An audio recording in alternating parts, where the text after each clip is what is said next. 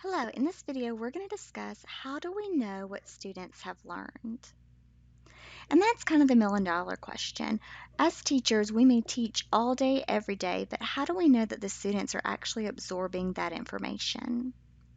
So this is one of my favorite quotes from Albert Einstein. It says that everyone is a genius, but if you judge a fish by its ability to climb a tree, it will live its whole life believing that it's stupid, which speaks to assessment in that regard. So, the fish can do great things under the water, but if the only assessment we give him is the ability to climb a tree, he's going to fail every time and he's never going to be able to show what he can actually do. And that happens often in assessments.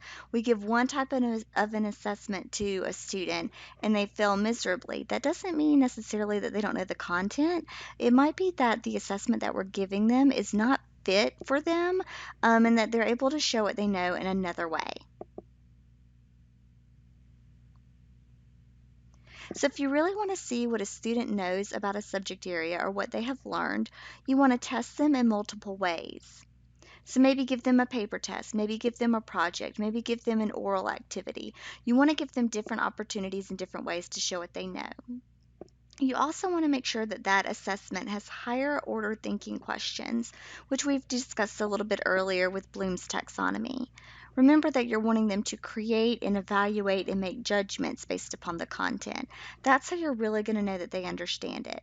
Remember with Bloom's taxonomy, we start at the lower levels of knowledge, comprehension, and application, and then we move into the higher levels of analysis, synthesis, and evaluation. Just being able to state something, explain something, repeat something, and label something, that's very low level. But if they're able to compare and contrast, if they're able to create a new product, if they're able to make a judgment, if they're able to evaluate or critique something, that's involving some higher order thinking.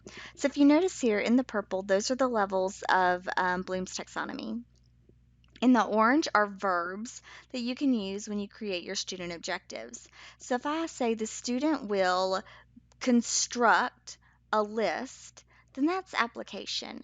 If I say the student will label a they'll label a worksheet, then that's the knowledge level.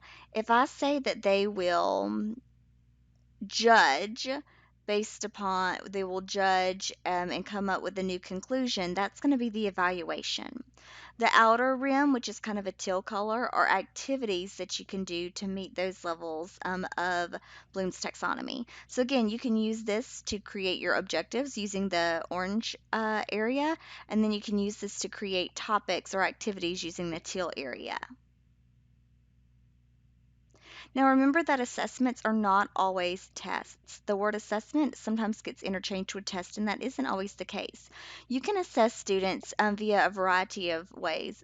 Sometimes in oral conversations, and you do that a lot with younger students, say pre-K kindergarten students who aren't able to write yet or read. You can have a lot of conversations with them to figure out what they know. It can be observations. Again, you can watch a student do something, and that happens a lot with younger grades as well. They're not able to write an essay or write out what they're doing, but they're able to show you, um, in context, and that's how you can see what they know. Oftentimes, they create projects or write essays or come up with a group project or a group solution, as well as create portfolios. These are all ways you can test to see what a student knows without necessarily using a paper pencil, what we're used to test. So the goal of an assessment, despite what type of assessment you use, has several things. First of all, it's designed to show what the student is able to do in regards to that content. It's also designed to show you where the student is having problems. It can also show you what misconceptions a student might have. So you might be looking at a math problem and see, oh, that's where they're going wrong. That's the part that they're getting messed up on. It also gives you an idea of what clarifications the teacher needs to make. So if I'm able to diagnose those misconceptions and say, oh, that's where the student's going wrong, then I can plan a lesson to clarify that to say, okay, this is where you went wrong, and this let me teach you what you need to do instead to get to the right answer. It also helps you track the progress of the student over time. And this is great for portfolio assessments or assessments that you give over time. So the first part, they might not do so great. And then you give it to them again, maybe in a couple weeks after you've done a couple of activities with the subject area, and maybe they're scoring higher. And then maybe at the end of the unit, they score really high, which means that they've learned the content. So you're able to track their progress as to see what they're learning at any given time in the unit. It also helps the teacher makes decisions about what to teach. So it might be that I teach a lesson today and I did a small assessment at the end and the students really did poorly on it. So that lets me know I don't need to move forward the next day. I need to review the assessment, figure out what those misconceptions are, see where those problems are and address those the next day. So it helps them make decisions about what they're going to be teaching and how their pacing is going to work. It also lets you know if new materials or resources are needed.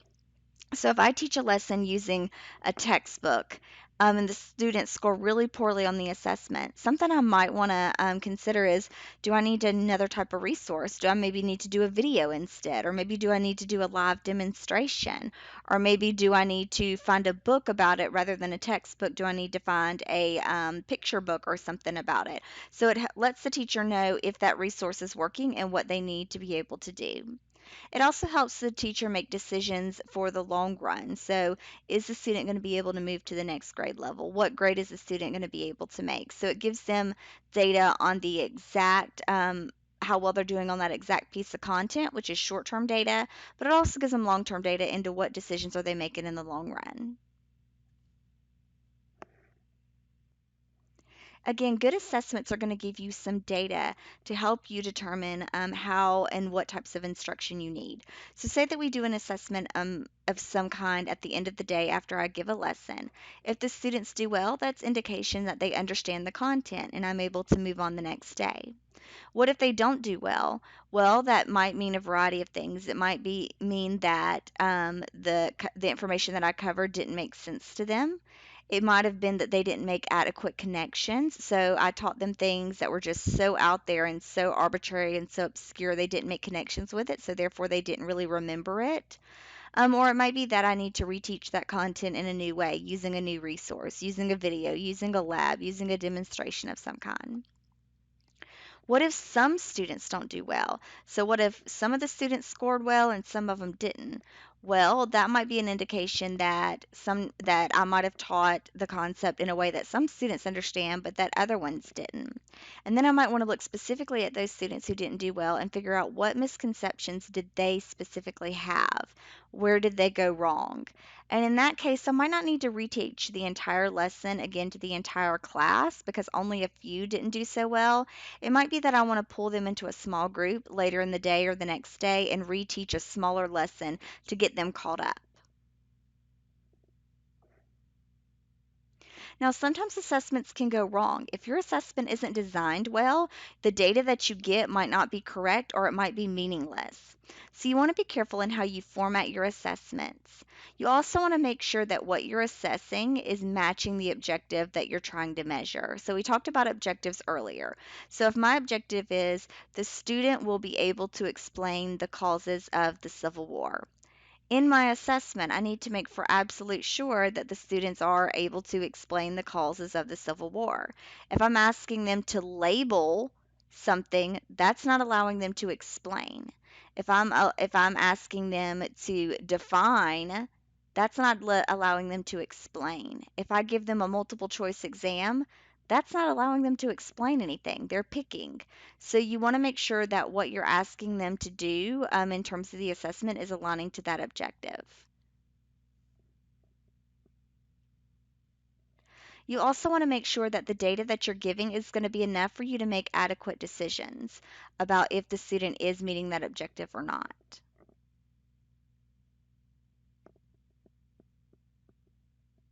So let's look at this scenario. So you're going to have a test, and the night before the test, you've studied and you feel confident, and you talk to another student about the content, and you can explain all the elements of it. You give examples of each concept. You're feeling good. So the day of the actual test, you don't feel that well. You miss breakfast. You get to your test and you see questions that sort of relate to what you studied, but not really. You know the information, but the test questions are not what you expected. So there's a problem here. You might actually know the content, but the teacher won't know that based upon the test that you give. So how does this lay out or work out? This happens a lot, and I'm sure you've been the receiving end of this as a student. And so what you want to do to address this as the teacher is you want to give multiple assessments. Don't let that one assessment be the only thing that's going to judge whether or not a student has met that objective or can do that concept. You also want to give assessments in ways the students learn best. So if you know a student does well on a project and they're not a good test taker, by all means, let them do a project. Let them show what they know in their own way. And try to make it as real world as you can. Students get bored very easy with multiple choice tests. They get bored very easy with defining or labeling. Give them a real world perspective and allow them to take charge of their own learning, maybe by creating something. Now let's look at some cases in which the assessment did not match the content that was being taught. So say that I'm giving you an assessment and I give you a scale and I tell you to measure how long something is. This assessment isn't matching what I'm expecting you to be able to do. I'm giving you a resource but asking you to do something totally different. And so that is a mismatch of what I'm asking you to do and what I've taught you to do and what I'm assessing you on. So look at this other example. What if I've taught you definitions of something, but then I want you to be able to compare and contrast on the assessment?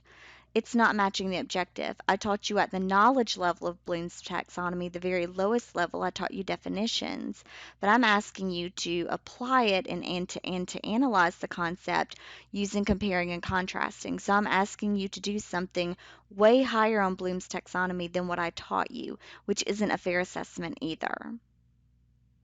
So what if you have trouble reading and I give you math word problems? You don't score well and I assume that you can't do the math.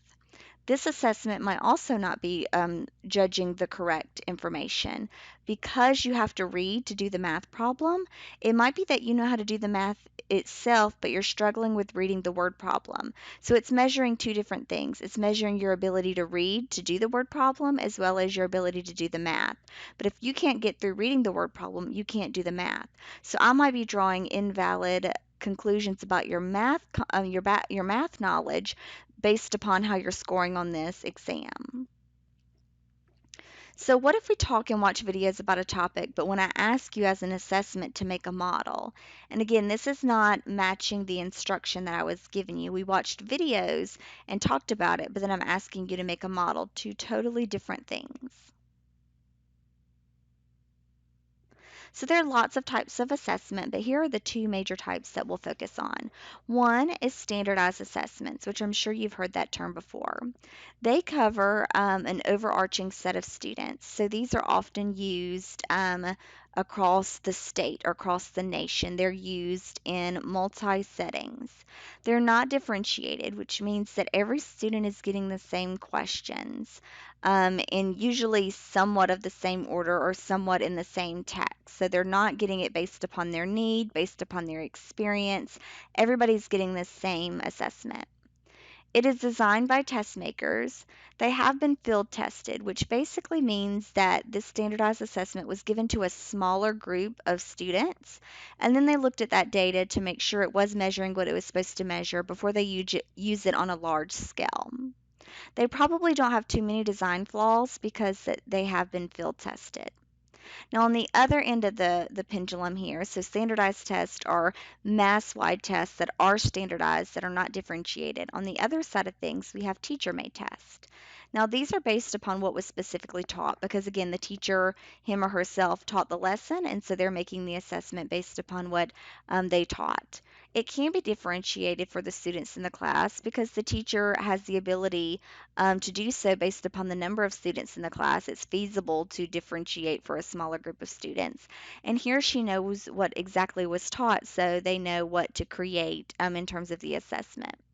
It may have design flaws though because a teacher made it, so obviously there may be mistakes because it often isn't field tested. It is something the teacher creates for her class at the moment.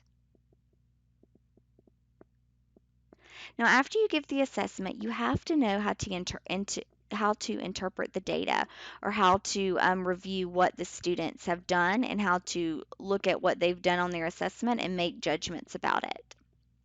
So different assessments have a specific way you have to interpret that data. If you interpret the data wrong because the test isn't designed to measure what you think it measures, you may be drawing incorrect conclusions about the student. So it's very important that you know the type of test that you're giving and the type of assessment that you're giving, what that data means. So let's look at a couple of these. So let's first look at norm referenced evaluations or assessments. These are what the standardized tests are. So what it is the student score is compared to a reference of group scores. So the test is given to a sample group, and the sample group scores a certain way. That's called making a baseline. The individual student score is judged based upon that baseline. So say, for example, that student A took a standardized assessment and it said that they fall within the 90th percentile. That doesn't mean they made a 90 on the test. What that means is that based upon the baseline data, 90% of other students who took the test would have scored at or below students A's score. So again, very different than what we're used to in terms of making a 90% is a 90 out of 100. That's not what a norm reference evaluation is designed to do. It is designed to compare a student against a normal range that we've established. We're referencing them against other students.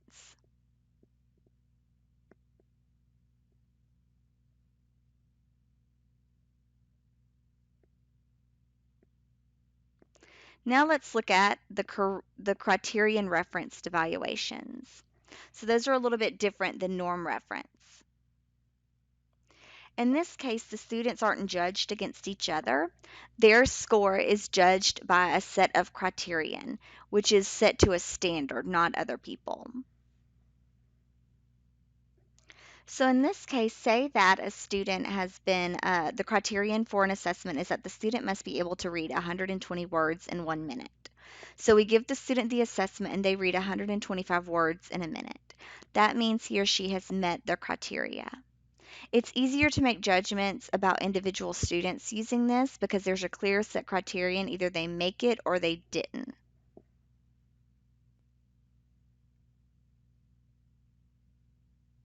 Now let's talk a little bit about grades. I'm sure you're familiar with grades, either numeric grades or letter grades, but they're somewhat arbitrary. So say, for example, I made an A in this class. What does that actually mean? What does that mean that I did right or wrong? Did that mean that everyone made an A in the class? If everyone else makes an A in the class, what does that say about my A? What if I was the only one in the class that made an A? What does that say about my A? Let's look at this scenario. Say that I made a 75 on the test. What does that say about what I know, and what does that say about what I don't know? Also, what if the test was designed well? What do I improve upon? If I made a 75 on the test and there's no feedback given, that means that I scored well on some things, but not well on the other things. Let's look at the other example. Say I made a 99 on a test. Does that mean that I know 99% of the information that was on the exam? What 1% didn't I know? And where do I go from there? So think of it from a parent perspective. Say that my child is making an A in reading, but what does exactly mean that he can do or he can't do? And what does he need help with? And is he up to par with the others? How does his A compare to the grades of the other students? And is he ready for the next year's standards? Again, having an A in reading doesn't really answer these questions for me as a parent.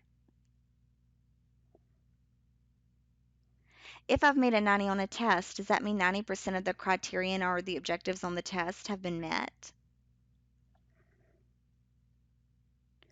Does it mean that I've scored within the 90th percentile in comparison to my peers?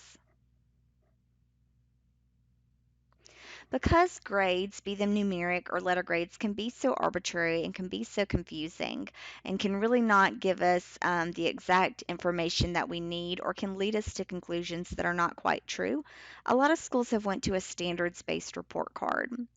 And that gives more information to the student and the parent in terms of what they can and cannot do. It's specific to the criterion or the standards that are on the grade level. Typically, it's in a scale of 1 to 4. So if you make a 1 on that standard, it means you didn't master it. If you make a 2 on that standard, it means it's in progress. If you make a 3 on that standard, it means you're proficient in that area. If you meet a 4 on that standard, it means that you've mastered it.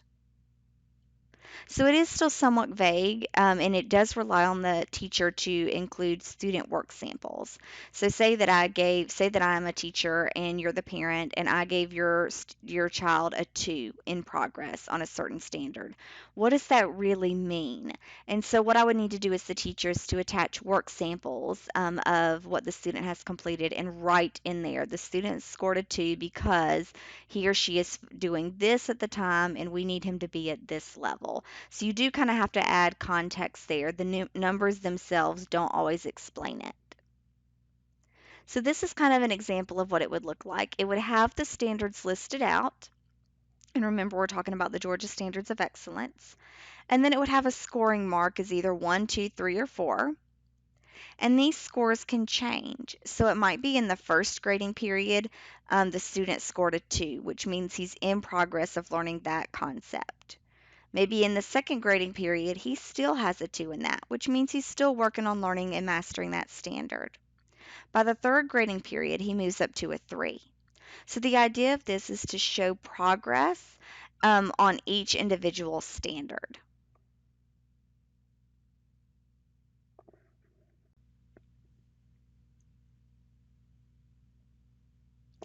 Now let's talk about some different types of assessments. So first of all, we'll talk about formative assessments. When you think of formative assessments, think of it like a pop quiz. It is something that is given while the learning is occurring, usually sometimes in the middle of the lesson. It is designed to let the teacher see if the students are getting it. So say that you are teaching a lesson and about midway through you give a little pop test, or you use an app like Kahoot or something like that to poll the students to see how they're scoring on the on what you know. And so from that, you're able to get the data very quickly and see, okay, the students are getting it. I can move on and keep teaching the lesson. Or I can look at that data and say, oh wow, a lot of the students are not doing well. Before I keep moving forward, let me stop here, back up, and go ahead and reteach some of this to make sure that they're getting it. So, different ways you can do these formative assessments. It might be questioning. It might just be, hey guys, we've talked about X, Y, and Z. Tell me what you've learned so far. And based upon that feedback that they're giving, you're able to make that judgment of, okay, yeah, they're ready to move on, or oh no, they're way off. Let's keep reviewing.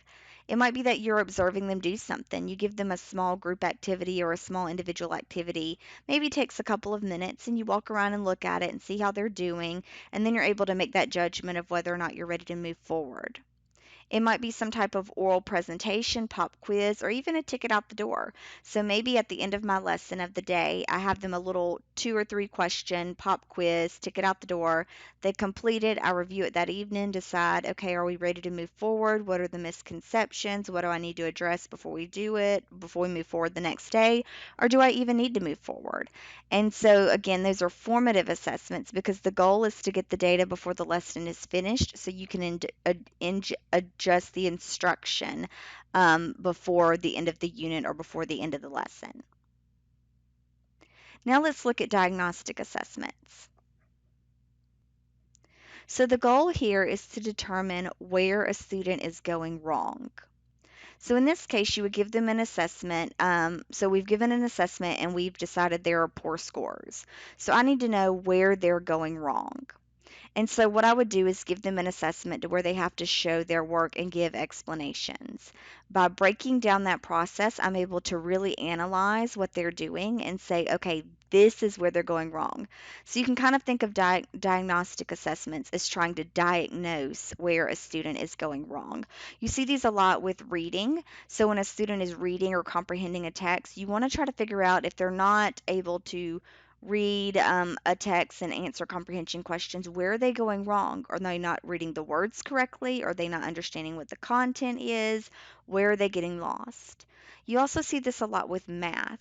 So it might be that you have a multi-step word problem and the student doesn't get the correct answer, but where did they go wrong? Did they get lost in in the part A, part B, part C. So you want to give a diagnostic assessment, which allows them to work out all of the problems and work out a problem and show all their work so you can analyze it and figure out where they're going wrong.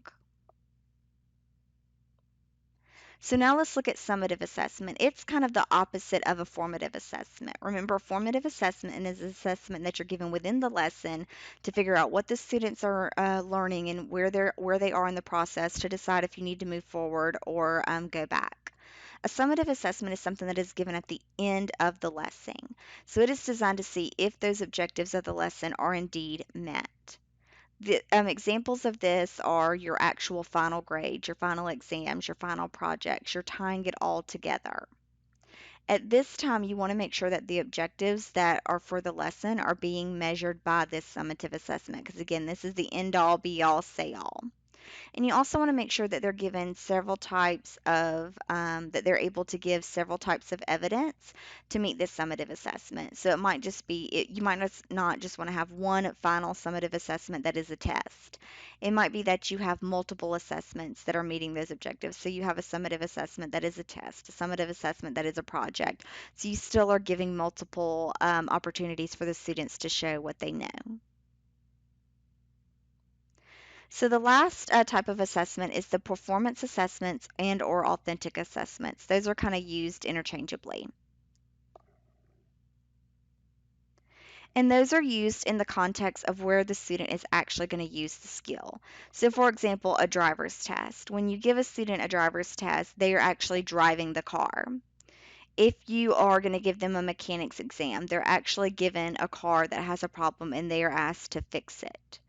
If you are giving a performance assessment for a teacher, you're actually asking them to create a lesson plan and actually teach the lesson. Or for a nurse, it might be that you're actually asking them to put a bandage on someone or to put an IV in someone. So a performance assessment or authentic assessment wouldn't be, we're going to teach you how to bandage someone up and we're going to give you a multiple choice test on how to do it. A performance or an authentic assessment is actually performing that content in an authentic environment. So the classroom, the hospital, the mechanic shop, those type things. These are often graded using a checklist of skills. So you would maybe have a checklist of what can they do? Can they make a right turn? Can they use their blinker? Can they parallel park? You would have a checklist of what they can or cannot do. Oftentimes, you might even have a rubric where you're judging, okay, he can do this at a functioning level. He can't do this. He can do this, but barely do it, so at a low level. So you're able to see what the strengths and weaknesses are in that performance. Then you have the portfolio, which this is designed to kind of be an overtime presentation of skills to where the students are given the opportunity to select different types of artifacts to show their mastery. So it might be that over the span of a unit, they've created papers, presentations, work samples, pictures, all these different things that they've put in their portfolio to show what they know. You always want to make sure that these portfolios allow the student to reflect. So it has an essay that they wrote as well as their reflection on the process of writing that essay and what they learned. It has a picture of the poster that they created as well as a reflection on how that poster helped them learn the content. So you always want them to be able to reflect on what they are including in that portfolio to kind of bring it full circle. Portfolios are great because it does allow them to show growth. So it might be that at the beginning of the unit, they do some type of project or some type of activity, and you're able to see that they didn't do so great on it. But later in the unit, they do another type of activity, and you're able to show where that growth is. Even if you include this over the span of an entire school year. It might be that they do some type of math activity that goes in their portfolio that shows at the beginning of the semester, wow, they're not really, this is not their strongest subject. Maybe they're not showing, proficient or mastery knowledge, but then by the end of it, they're able to show where they've grown. It showcases their best work. Now, one drawback is that evaluation of these portfolios can be difficult. You definitely want to have a rubric because it can be hard to say um, and judge a whole portfolio and make it into just one grade. But it is also used and helps students become job ready because if you allow them to create a portfolio, maybe for their teaching practices or their nursing practices, they can often use that in interviews. So let's wrap up assessments. Again, the bottom line is you want to make sure that your assessment is measuring that objective. You also want to make sure that it is measuring it appropriately. You want to make sure that there are diverse assessments so that students have the opportunity to show what they know in different ways. You also want to make sure that the information that you're judging is appropriate, that you're not making misconceptions or misconstruing the data. And you also want to make sure that you are using that data. The point of having an assessment is useless if you don't use that data to inform your instruction and your activities that you're going to use later on.